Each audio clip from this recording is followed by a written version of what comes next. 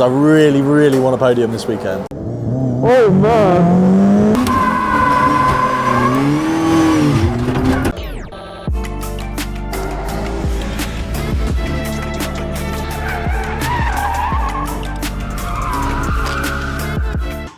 Right, we've got a piano in our Airbnb, like that, I think. And they're going to write me an intro song for this vlog.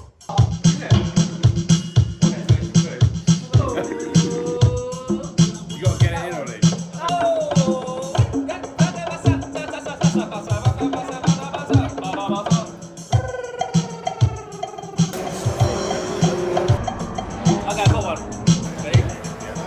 I'm on 4 wheels and I'm coming fast. Oh, that's me that just went past. So good morning. I didn't think another race weekend was going to come this soon. I thought we were done for the season, but we have got an incredibly amazing opportunity to come race on the British Touring Car weekend in a Caterham 420. And if you saw my last video, I tested the Caterham 420 at Donington, and it is an absolute machine. It is mental. It's a proper race car. So I'm just going to come show you around. So we're getting run by Williams this weekend. Obviously Dan, my mechanic from Hardline's with me personally, that's going to look after me and help me with the car. But yeah, if you walk in, we've got a nice little setup in here, doing final bits. We're testing today. It's Friday morning. We've only got 2 test sessions, one 45 minutes and one's 50 minutes. So we've got to get used to the car very quick and dial in any setups we want. So the guy that owns the car is called John Burns, and he is a 3-time Caterham 420R champion. So the car is absolutely epic. I've got him coaching me, so there is absolutely no excuse from my part. So if I underperform, it's all on me, which is good. It's a good thing to know. It's going to be a fun weekend, and we're going to go out testing, and I'll try and get you our first impressions of Silverstone National now. Got every camera all around. So I haven't even driven this car yet. Got a brand new set of EBC pads in, so we need to wear them in. So I look scared. I feel it. Yank it into gear. Have a good one. Cheers, buddy. Wow, I'm in a race car again. What a dream. So like I said, this is a proper race car. I'll give you a proper walk around later, and if you haven't seen what one of these are before, it's a 420 race car. It's 420 brake per ton, big wide slicks on it. It's got a sequential gearbox. It's the real deal. I'm so excited. So it's on the British Touring Car weekend, which means we're live on ITV4 on Sunday. So yeah, no pressure, first time in the car and live on TV. Oh man, this is exciting. All right. Oh man!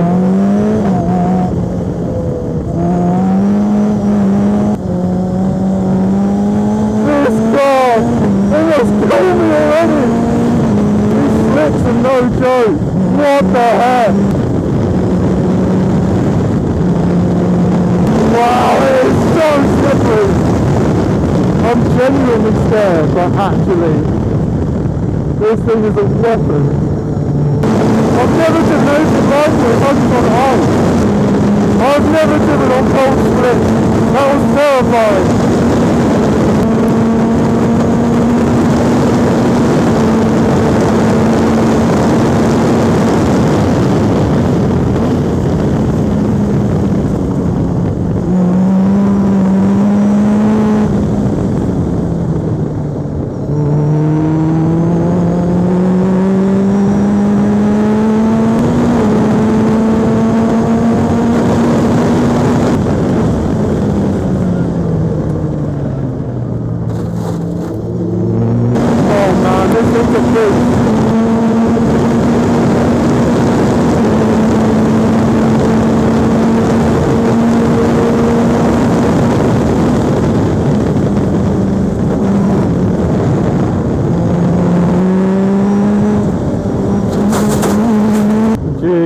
Got hit. I was out for a few minutes and already got tagged. The brakes are super sensitive. Do you want to jump in? Sorry? Do you want to jump in? If you want me to. Yeah.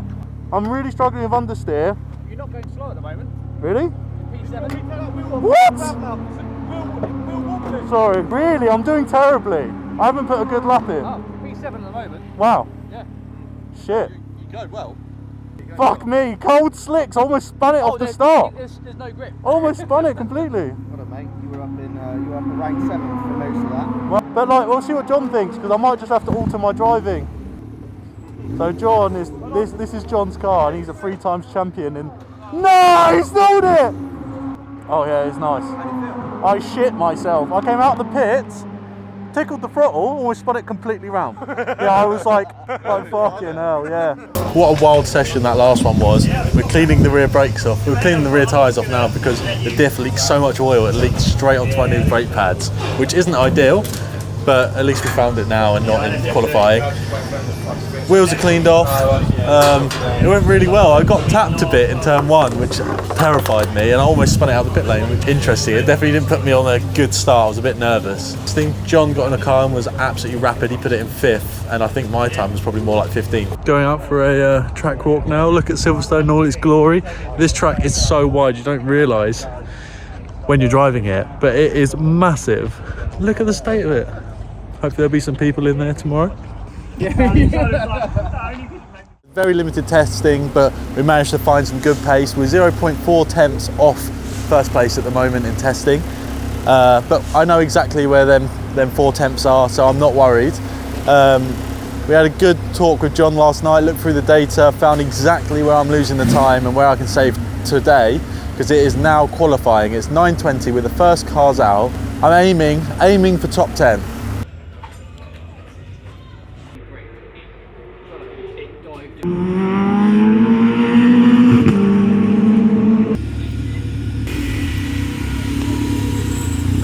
We finished qualifying. We're looking at why I was so slow, but it was so funny. So I finished 13th, 14th, which I'm happy with. I was aiming for a top 10. A tenth faster would have put me to P10. So yeah, I would have made 5 places, which is insane. Yeah, it's super tight at the top. Everyone's super fast. We're now looking over the footage now. I'm with John. So John is actually 3 times championship winner in this Caterham. So I'm driving John's Caterham this weekend. He's given me some coaching on the side. Race Formula Renault and things like that, so he's a very experienced old man. And it works out that he's actually local. We live like right next to each other. Yeah. Never even knew about it. No idea at all. No. So yeah, we're just looking through data. But what is the main thing you're looking? What did I do wrong? The main thing you've done wrong was being around the wrong people. Yeah. That was the main thing. Your actual driving was very good. Yeah. The main problem was not getting the right toes with the right people. That was the issue. That's the thing, because I don't race in this championship. I don't know who's fast, who's slow. So I buddy onto the back of somebody. Like we were saying with the toe earlier, there's 3 tenths just down one straight, which is insane. Like that would have put me on pole. Very tight at the top. A good toe would make all the difference, but then that doesn't matter in racing. No. We're going to lap a second slower, I guarantee. This race, you'll be a good second half slower than your qualifying pace, and it will be changing positions every single lap and every corner. Yeah, so it's going to be nuts. So we've got 3 races to kind of make up to that top 10 spot that I wanted to be in. If we manage to get in the top 10 next race, I'd love a top 5 by the end of the weekend. I think it's a bit ambitious, but I'm going for it. I think you can do it. It's first time ever in this car, so yeah, it's a lot to take in, and everyone races really tight. Next race is at 2 o'clock, and see if we can make up some spots. You will. We've got to practice a launch, because I've never done one of these, so we'll see what happens. Charlie boy. You know what? P6, fastest lap at Pro-Am. Really? Yeah.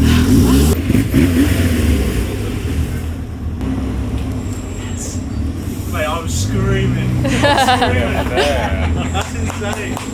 They're doing it twice as well. But Ham got faster lap by like minuscule. Really? But because it still stands, you're in a different class. Great, you got another lap now. Come out. Yeah. That's what I want. Let's go. Well done, you did really well. Boys are at it. Wing stay done. That cracked. Little bolt check. And you can see how close the racing was. All wings in contact, but just rubbing the Avon side. So race 1 was absolutely crazy. I started, where did I start? P14, and what an absolute tragic start I had. I was on the grid at P14, revved the car up, rev counter stopped working, so I had no idea where I was launching. I had no idea. So once everybody's revs started rising, I didn't even know if I was in gear, what was happening. I was so confused. Lights went out, dropped the clutch, and the car just went ba-ba. 4 people overtook me straight off the start. It was the worst start I've ever had, but I managed to make it up and fight my way all the way to P6 and the fastest lap. And it's a lap record at the moment, so hopefully no one goes faster. But yeah, absolutely over the moon. The car's just getting sorted for tomorrow. And annoyingly, I didn't put my SD card in my V-Box, so there's no footage about that race, but it was a blinder. I started from as little as, I think, P18 I got down to, and then all the way up to 6th. Yeah, it was a very good race, and what a great experience to be driving one of these on the touring car weekend. The crowd apparently were going nuts in the stand, so that was really cool, and it was great to see on the finishing lap just everybody clapping. So yeah, let's roll on tomorrow, and I'll see if I can actually manage to put an SD card in my V-Box for footage for you.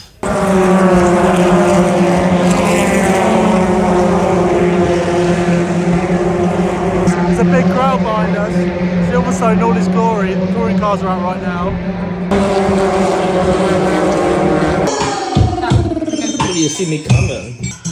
I'm on 4 wheels and I'm coming fast. Oh, that's me that just went past. Race 1 was a great success. We're back at the Airbnb with the family, and Mum's made us a roast. Got a spread up, full roast dinner. Can you see? I can see potatoes. I can see. I can throw you up against my leg, man. Are you rolling? Day 2.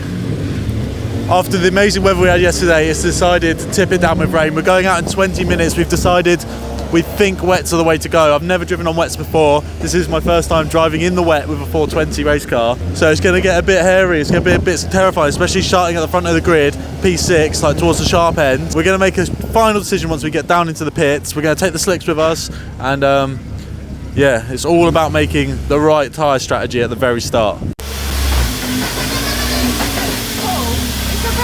So it's now race 2, and I knew I had to get a better start than my first race, and I did. I got off the line very well considering it was wet, and managed to hold all my positions this time rather than losing 4.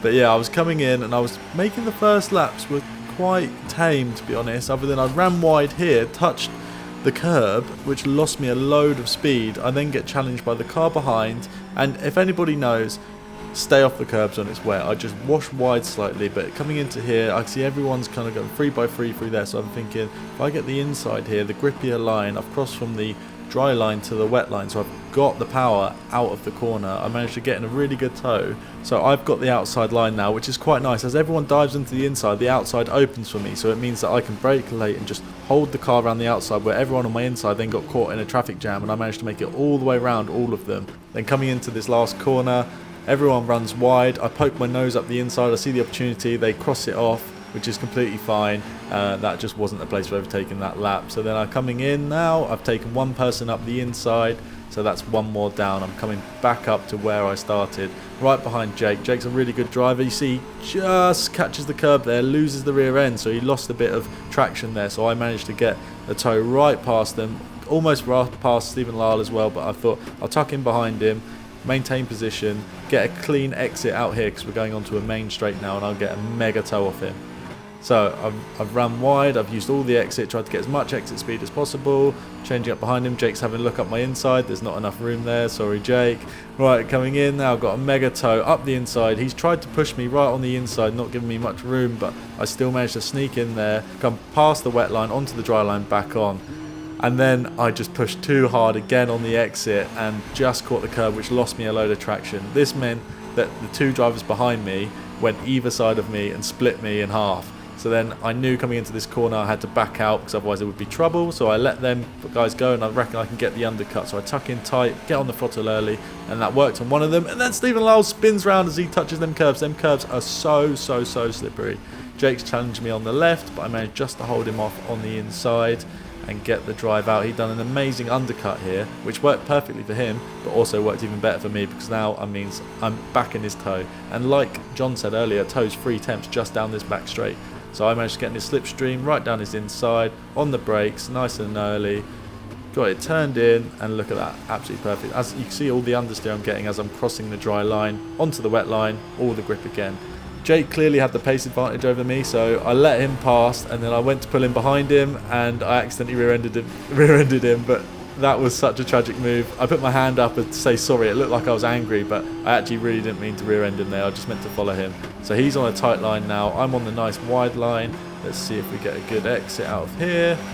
Right, squeezing on. The thing with Caterham racing, if you're not pushing forward, you end up falling back.